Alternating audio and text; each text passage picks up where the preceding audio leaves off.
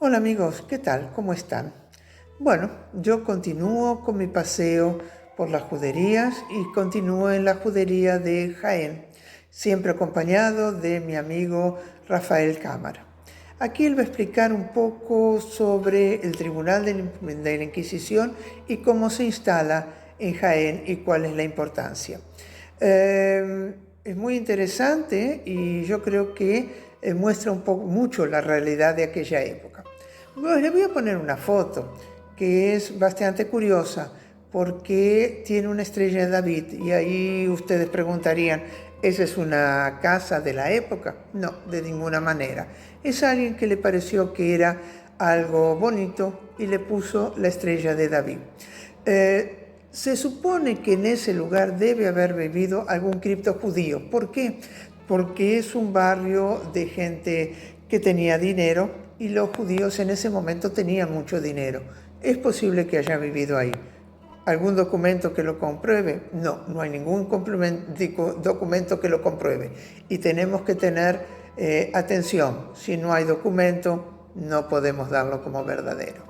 Bueno, espero que esta serie de videos les esté interesando, ¿sí? Que les sea interesante y vamos a continuar de esta manera.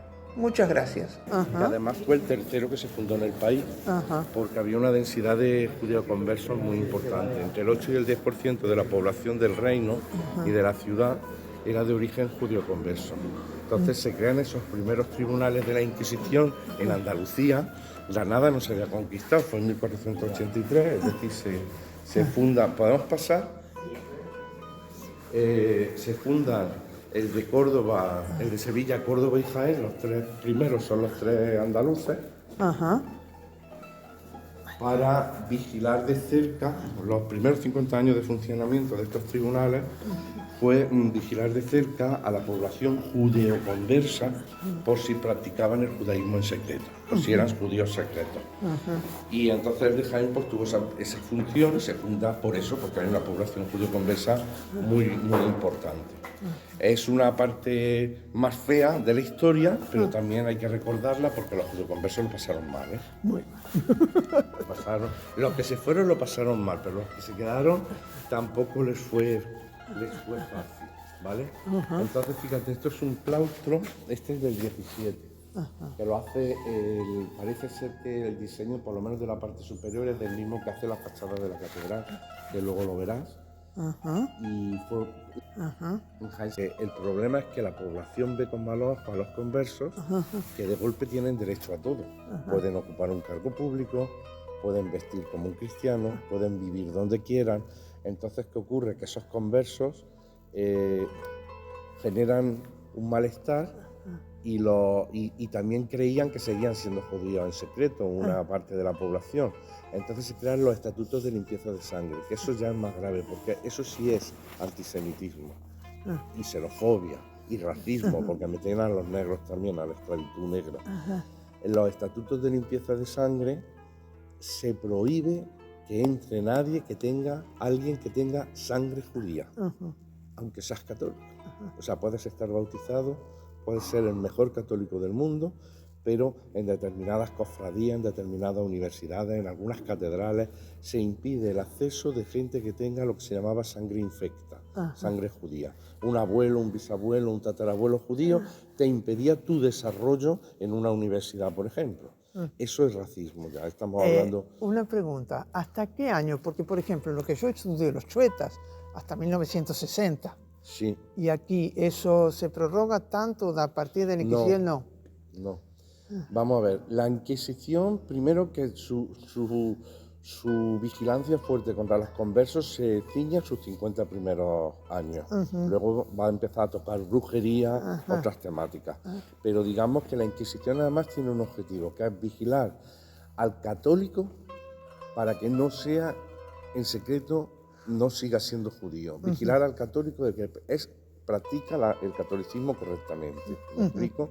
La Inquisición no es xenofobia, porque no margina por la sangre, sino que vigila el cumplimiento de las obligaciones religiosas. Ajá. Pero luego llegan los estatutos de limpieza de sangre y Jaén, lamentablemente, es de los primeros lugares donde eso va a aparecer. ¿Por qué? Por esa densidad judío-conversa tan importante y porque esos judío-conversos además tenían un poder económico importante y todo eso pues genera que el vecino judío, que era tu vecino, de golpe lo estás viendo de concejal en el ayuntamiento.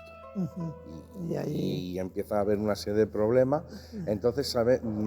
Hace poco he descubierto por un artículo del actual deán de la catedral que hay del Vaticano llegaron ya en el siglo XV, que eso es muy pronto, dispensas papales a algunas personas de Jaén donde los dispensaba, los perdonaba de su sangre judía, para que pudieran acceder en Jaén a lo mejor a la catedral o a determinados organismos, a pesar de tener antepasados judíos. Y eso no lo había visto yo nunca, lo tengo que investigar. Dispensas del Papa diciendo: Alicia Salama, el Vaticano la dispensamos de su origen judío. Y ya tú, aunque tienes sangre judía, a pesar de los estatutos de limpieza de sangre que te prohíben pertenecer al cabildo catedralicio, el cabildo te tiene que aceptar porque el Papa te ha dado la dispensa.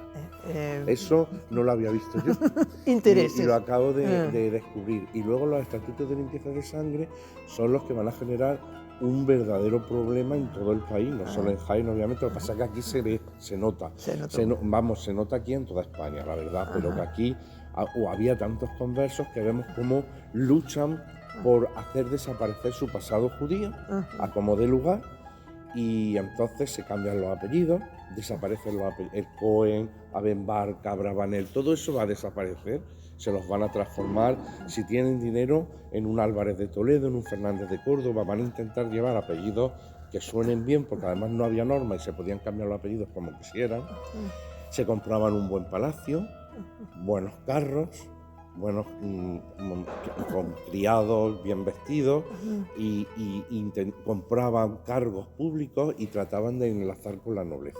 La aristocracia que se había arruinado le interesaba casar con ricos o ricas conversas, se generaban esos matrimonios y termina desapareciendo a la vista del pueblo el origen judío de muchas familias. Ahora, dentro de, yo siempre hago la comparación con lo que yo veo, por ejemplo, con los chuetas, en la sociedad queda esa, aquí en la sociedad no. No, aquí en la sociedad no queda ni huella del pasado judío, se olvida. Los propios descendientes de los judíos borran su pasado y tratan de olvidarlo. Y se olvida hasta el punto de que en Jaén hay un apellido que no sabemos el motivo, se mantiene. O sea, todos los conversos se cambian los apellidos pues, por Córdoba, por Jaén, por Fernández de Córdoba. En cuanto más aristocrático, mejor si tienen dinero. Pero hay un apellido que no cambia, que es Abolafia. ¿Por qué Abolafia se mantiene? No lo sabemos.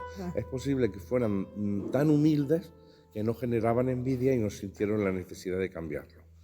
De momento no lo sabemos, pero sabemos que al día de hoy llega una masa de abolafias en Jaén, que es la ciudad donde ese apellido, en todo el país, donde más hay aquí, donde más se concentra aquí en la ciudad de Jaén, que no teníamos, mi abuela era abolafia, no teníamos idea del pasado judío de ese apellido. Abulafia, lo habrás oído tú en las comunidades sefardíes. Tienen Abulafia. Los Abulafia permanecen, y cuando llegamos al siglo XXI y descubrimos que Abulafia es un apellido judío sefardí, pues claro, nos sorprende muchísimo porque no había ni memoria, ni memoria. Y ahora ya, si lo sabemos todos los que somos de las diferentes linajes abolafias de aquí de Jaén, y sabes que en mayo del año pasado hubo aquí un encuentro mundial que vinieron abulafias de todo el mundo, ¿no? Pues, y que fue un encuentro de los abulafias que se quedaron con los abulafias que se fueron. Gracias a la preservación del apellido, sabemos que esa familia sigue teniendo antecedentes judíos, pero no debió tener problemas en esos años de los estatutos de limpieza de sangre que mantuvo el apellido. Los conversos fueron los grandes promotores del siglo de oro español. Santa Teresa de Ávila, Santa Teresa de Jesús era de origen converso. Cervantes parece ya que lo van a poder demostrar desde la Universidad de Córdoba, están a punto de publicarlo, el origen converso. Bueno, multitud de de personajes del siglo XVI y XVII fueron descendientes de judíos que trabajaron por cambiar la sociedad en la que vivían y que fueron grandes autores, literatos, místicos, ¿no? San Juan de Ávila, es que San Juan de Ávila estuvo aquí en la provincia de Jaén, en la Universidad de Baeza. Querían cambiar la religión, volver a los orígenes, a la